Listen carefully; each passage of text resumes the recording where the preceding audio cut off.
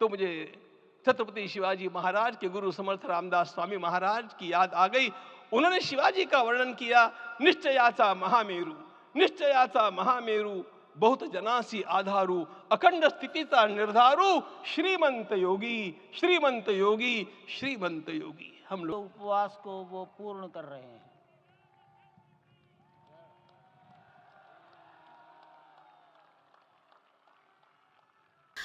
ज्यावेळी मी मोदींना बघतो त्यावेळी मला छत्रपती शिवाजी महाराजांची आठवण येते असं म्हणत राम जन्मभूमी तीर्थक्षेत्र न्यासाचे कोषाध्यक्ष आचार्य गोविंदगिरी महाराज यांनी पंतप्रधान नरेंद्र मोदी यांचं कौतुक केलं आणि गोविंदगिरी महाराज यांच्या हस्ते श्रीरामाचं चरणामृत प्राशन करत मोदींनी 11 दिवसाचा उपवास सोडला।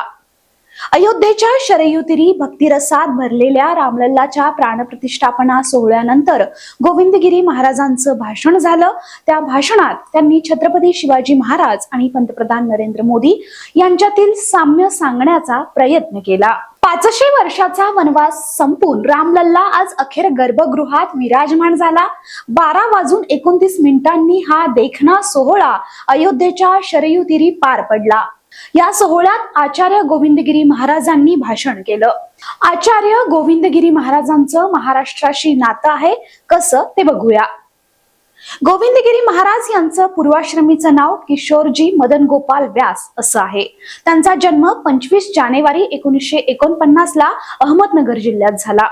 गोविंदगिरी महाराजांना आध्यात्मिकतेचा वारसा त्यांच्या पालकांकडून मिळाला।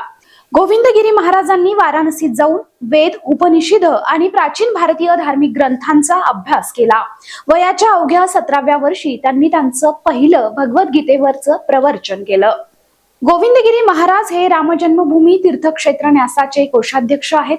प्रतिष्ठापना कार्यक्रमात पंतप्रधान नरेंद्र मोदींबद्दल बोलताना ते म्हणाले की मोदींकडे बघितलं की आम्हाला एकाच राजाची आठवण येते असं म्हणत गोविंदगिरी महाराजांनी छत्रपती शिवाजी महाराज आणि पंतप्रधान नरेंद्र मोदी यांच्यातील साम्य सांगण्याचा प्रयत्न केला। मोदींना भगवती मातेनं हिमालयातून भारत मातेच्या सेवेसाठी पाठवलं असंही ते म्हणाले। मोदींच्या व्रताविषयी बोलताना आचार्य गोविंदगिरी म्हणाले की मला आश्चर्य वाटतं जेव्हा पंतप्रधान नरेंद्र मोदी यांनी स्वतः पत्र लिहून आम्हाला विचारलं की प्राणप्रतिष्ठापनेसाठी मी कुठले नियम पाळावेत। आज मुझे आपको बतलाने समय अंतःकरण गदगद होने की अनुभूति हो रही है। मैंने तो कहा था, हम लोगों ने महापुरुषों से परामर्श करके लिखा था, आपको केवल 3 दिन का उपवास करना है। आपने 11 दिन का संपूर्ण उपोषण किया। हमने 11 दिन एक भुक्त रहने के लिए कहा था, उन्होंने अन्न का ही त्याग कर दिया। महाभारत में कहा गया है, अनशन ये सबसे बड़ा तप है, अनशन। और उसको उनके जीवन में साकार होते हुए मैंने केवल देखा नहीं, मैं थोड़ा तार्किक हूं। आपकी परम पूजनीय माता जी से मिलकर के मैंने उसको रिकन्फर्म भी किया था कि आपका ये अभ्यास 40 वर्षों का है।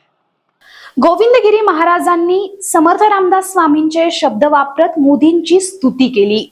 रामलल्लाच्या प्राणप्रतिष्ठापना सोहळ्यात गोविंदगिरी महाराजांनी पंतप्रधान नरेंद्र मोदी यांच्या आचरण पद्धतीचं विशेष कौतुक करत छत्रपती शिवाजी महाराजांसोबतचं त्यांचं साम्य सांगण्याचा प्रयत्न केला। तो मुझे छत्रपति शिवाजी महाराज के गुरु समर्थ रामदास स्वामी महाराज की याद आ गई। उन्होंने शिवाजी का वर्णन किया, निश्चयाचा महामेरू, निश्चयाचा महामेरू, बहुत जनासी आधारू, अखंड स्थितीचा निर्धारू, श्रीमंत योगी, श्रीमंत योगी, श्रीमंत योगी। हम लोग